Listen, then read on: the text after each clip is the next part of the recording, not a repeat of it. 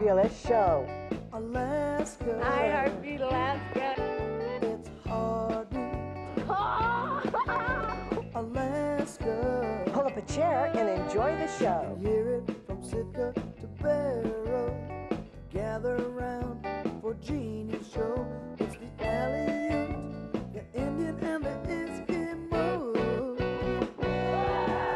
It's the Aleut, the Indian and the Eskimo.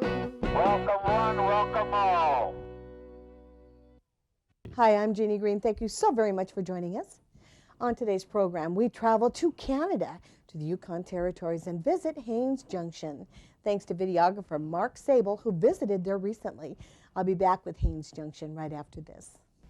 Heartbeat Alaska is made possible by Kupik Carlisle Transportation, your full-service transportation and logistics company. A special thank you to Scan Home and Scan Office Furnishings. And thank you, Alaska Commercial Company, for your support.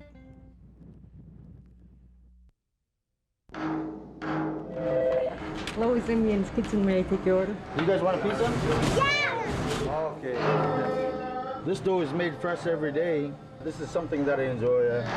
Just dealing with people and getting to know them and seeing them leave here happy. This is a real spicy Philly right there. It's called a Mexican Philly. Here's your pizza. What's in it? Reindeer sausage. Fast, free delivery. Pizza, subs, and Phillies. The next time you're in Sitka, let the Totem Square Inn accommodate you. Blending timeless tradition with modern amenities. It's the ideal place for your Alaska fishing vacation or other wildlife adventures. With the free breakfast, fast internet, exercise room, and other services, the Totem Square is your home in Shiatika, Sitka, Alaska. Not the greatest of these. Love one another. Leaving the past, believing in the past. Haines Junction is a fascinating community of about 800 people. And though it's small, it has a huge history. And today we look at some of that history of the First Nations people and how their ancestors actually lived. Haines Junction is a major crossroads. It's at mile 1016, a small community that's most famous for its surroundings, Kluane National Park. Haines Junction is a relatively new community. Its roots closely tied to the construction of the Alaska Highway and the Haines Highway. This area, however, has been well known to the Southern Tutchone for centuries. Lying on an important route for trade with the coastal Tlingit, it was originally known as Dukwakada, meaning high cash. The reason why we call ourselves like First Nations people is that rather than tribes or bands or anything, is because we were like the First Nations people of Canada and also of the Yukon. That's why, like when you hear us say our name, like Champagne and Ningiuk First Nation, that's that's what we're really implying, that we were the First Nations of this land. So we have the ability under the Constitution of Canada, our land claims is in the Constitution of Canada, and we have the ability to pass laws, in regards to our land and our citizenship here in in our area. Because we studied the Alaskan claim. Like I say, it took us 23 years before we made a deal, because we wanted to make sure that we had a claim that not only satisfied our people, but also protected our people and also gave us the ability to control our own future. We negotiated a self-government agreement, and in our land claims there's 28 agreements that deal with from water to fish to forestry to resource royalty sharing, things like that, right down to implementation. So we have 28 chapters in our agreement, and we didn't go for money. You know, I mean, the Alaskans went for money and corporations. Corporations to us is a foreign entity. You know, I mean, like, you set up a corporation to do one thing, to make money. You know, and that's why we went for self-government here, where, you know, we wanted to control our land and our resources and our people. The First Nations land claims allows more than self-government. It allows empowerment in preserving their culture and their language. One of the mission statements for them is to get our culture back going. So they are looking at different programming that we can bring to our children, starting them off at a very young age, mothers and tots working together to learn how to speak the language. And we have our school here.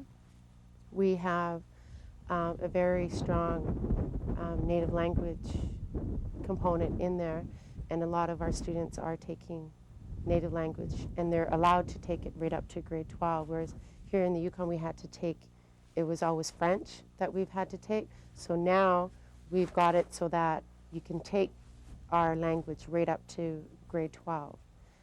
Because before it wasn't recognized, you couldn't use it if you wanted to go to university, or it wasn't counted as a credit to graduate even. So now it's under Athabaskan, and it's recognized in many universities now too. So, welcome Heartbeat Alaska to Kwede Dan Kai, Long Ago People's Place.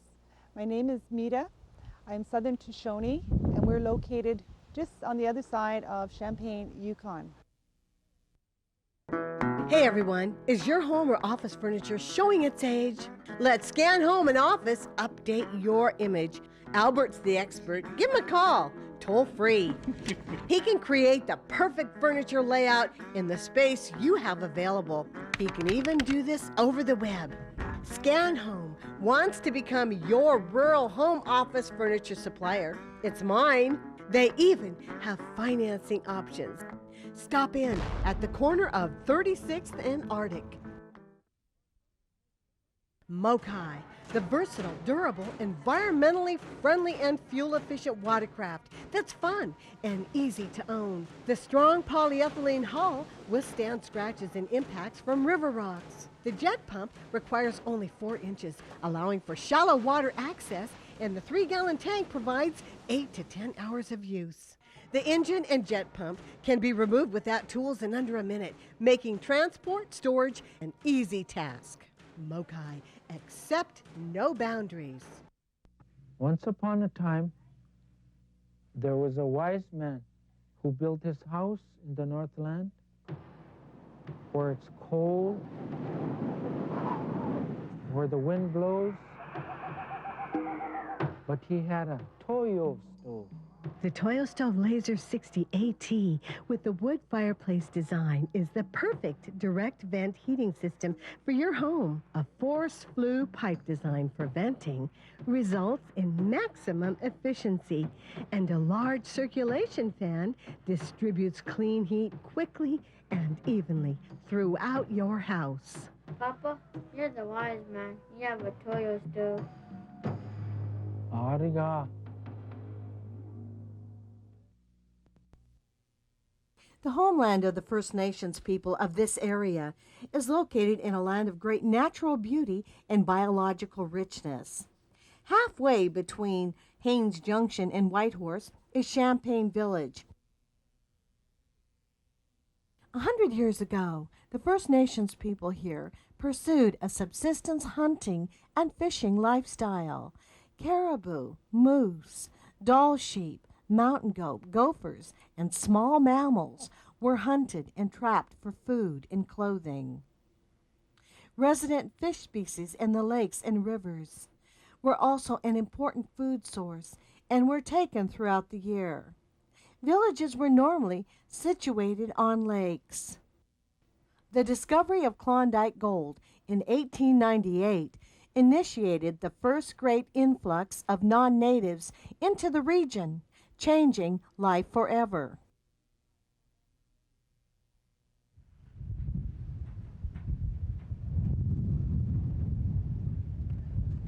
My name is Meda Williams. I'm actually Southern Tutchone and Northern Tutchone. I'm a member of the Wolf Clan people. And the camp that I'm going to walk you into is a recreation of a long ago people's place, which is pronounced Kude Dun Kai. So welcome.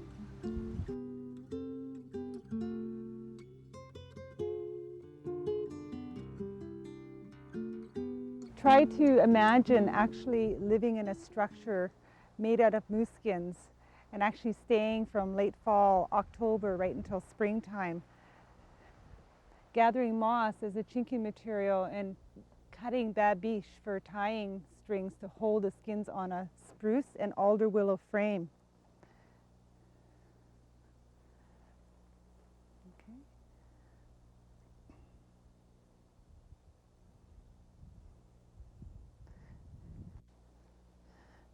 Okay, I invite you to walk in. Just watch your step as the trail slopes down, and to find a seat on the caribou hides on the inside.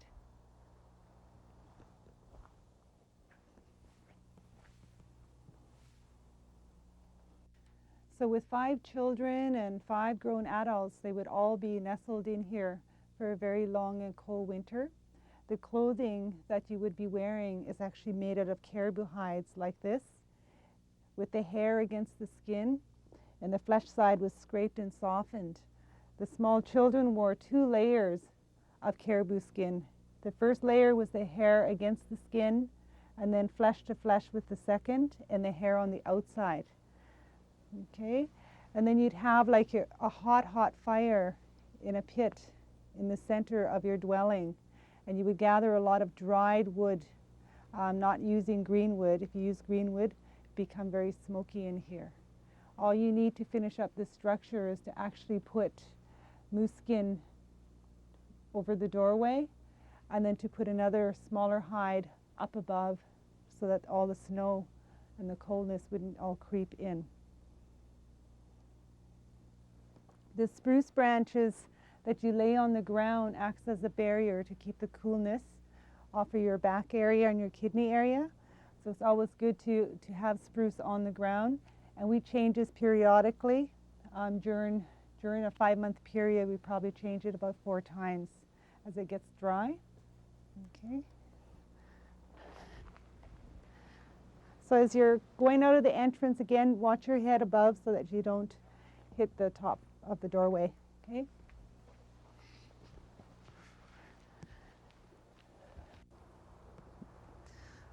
Okay, this is one of our trapping systems, one of the more humane ways of gathering fur animals for trading and for your personal clothing. This particular trap here was actually given to us as a gift by the late Sam Williams of the Haines Junction area.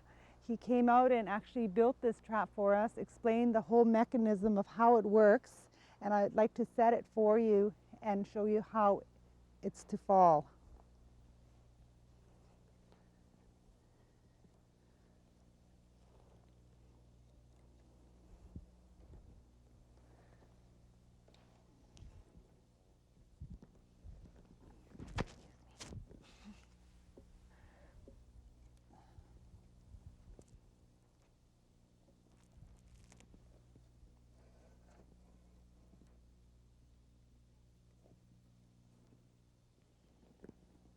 This particular trap is actually the right size for a fox,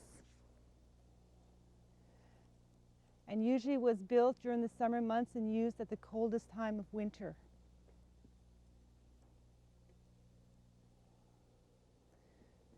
Okay, there's a caged area here which is covered with brush when it's winter, and there's only one entrance way, and that's in here.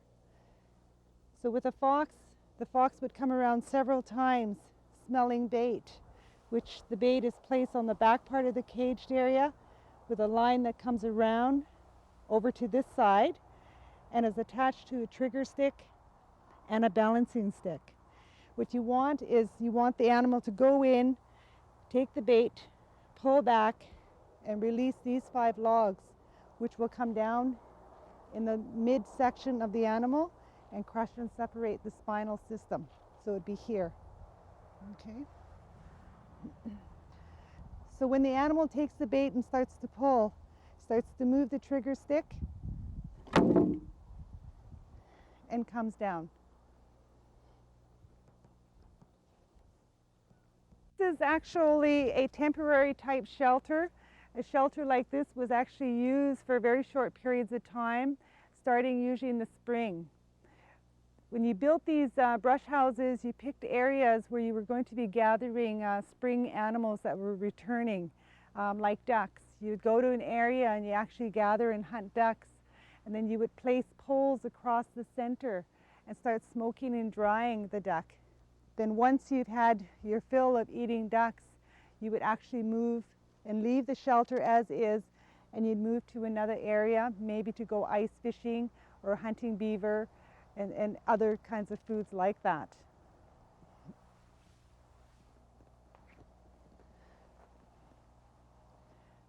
Again, you see a lot of spruce that's been used on a shelter like this one, where it's all placed on the ground as a barrier, spruce on the walls, spruce on top of the roof area, which is slightly slanted downwards, and moss. Moss acts as a sponge system, so when it's raining, the moss will hold the rain, so you can sit and sleep within the structure and not get soaking wet.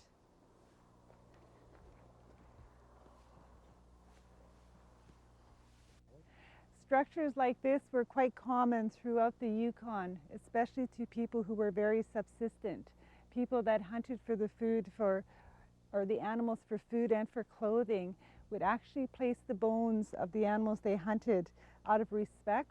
They would place the bones high. Nature will actually take all the remains off the bones, and then eventually these bones will be used for bone tools, like the bottom jaw, a moose jaw. You would use that as a two-pronged fish spear that was placed on the end of a long spruce pole. You have caribou bones up there, and you have different leg bones, like leg bones for hair punching tools and defleshing tools for tanning and preparing moose skins and caribou skins.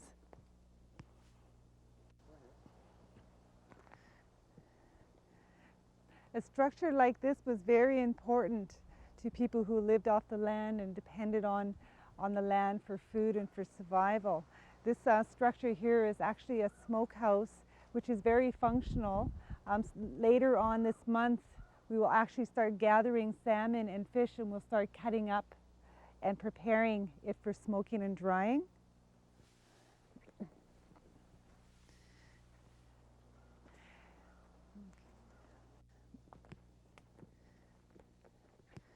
Every summer during the month of June, we usually gather all these poplar willows, which actually act as a shader or to keep the hot sun off of your food. We prepare and we take salmon and actually lay it down here on the ground on willows, and we cut and prepare the salmon and move them up onto these racks.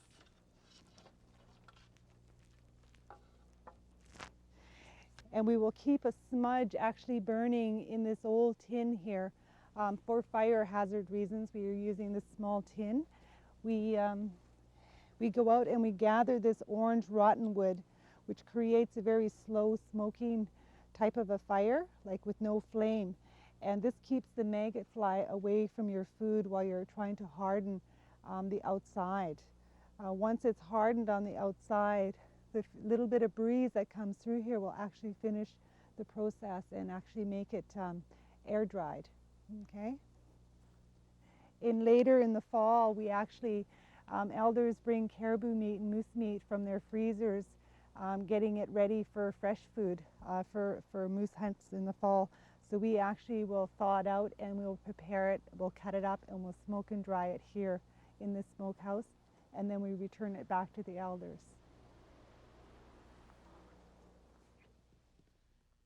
Thank you so very much, Mark Sable, and everyone else for your help in that story. And now for our favorite segment, music videos.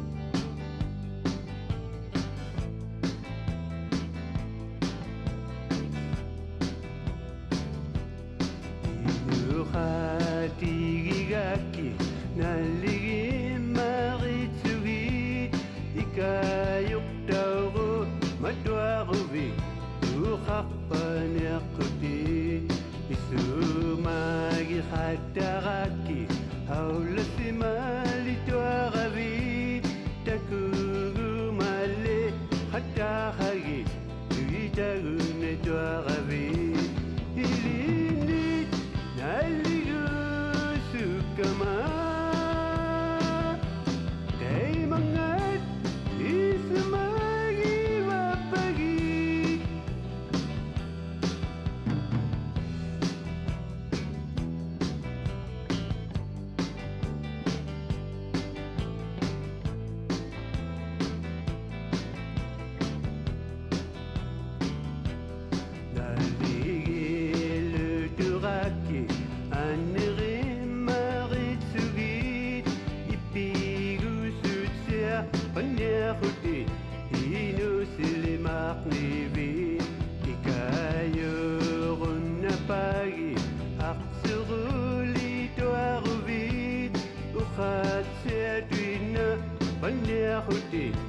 ayuk salituarvi ilini naligu sukama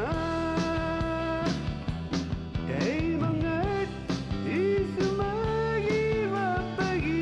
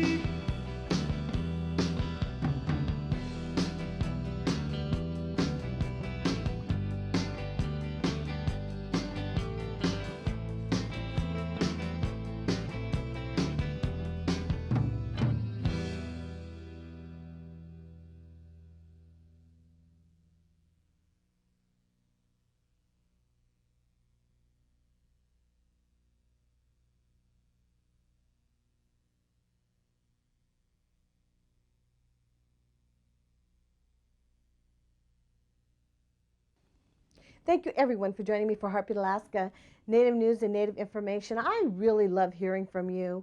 Email me, won't you? Also, we want to find out what you'd like to see on Heartbeat Alaska, especially if you have some neat story ideas. God bless every single one of you. And join me again next week right here for Heartbeat Alaska.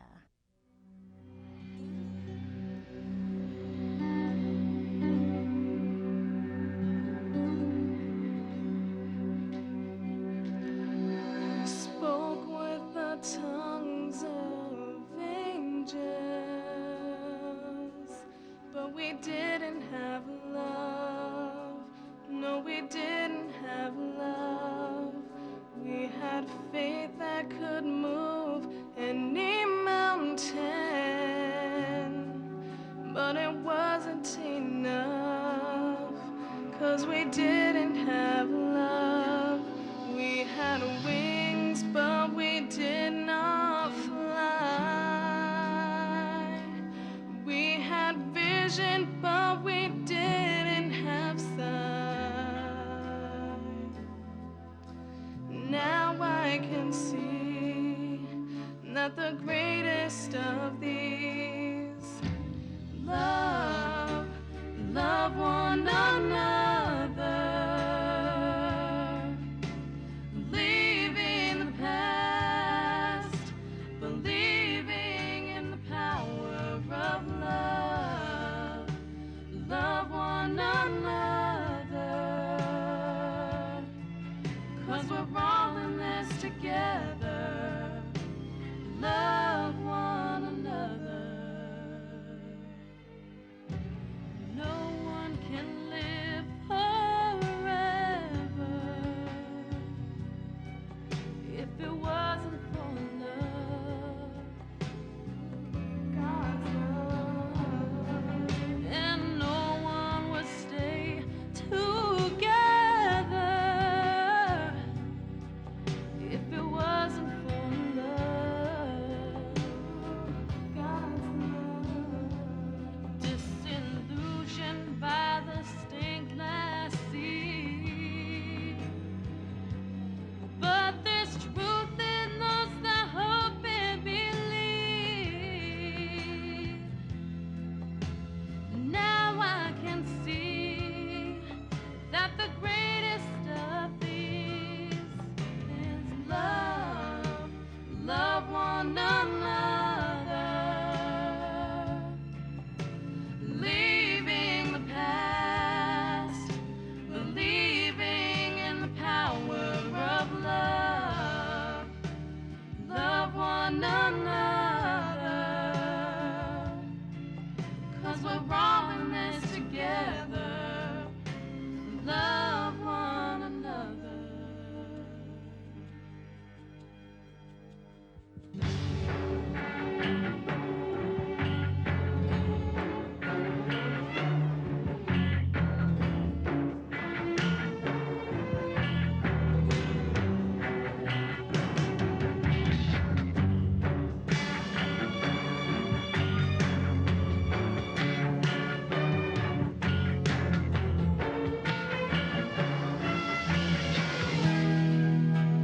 Love one another. Leaving the past, believing in the power of love. Love one another, 'cause we're all in this together. Love one another. Love one another. Leaving the past, believing in the power of love. Love one another, 'cause we're all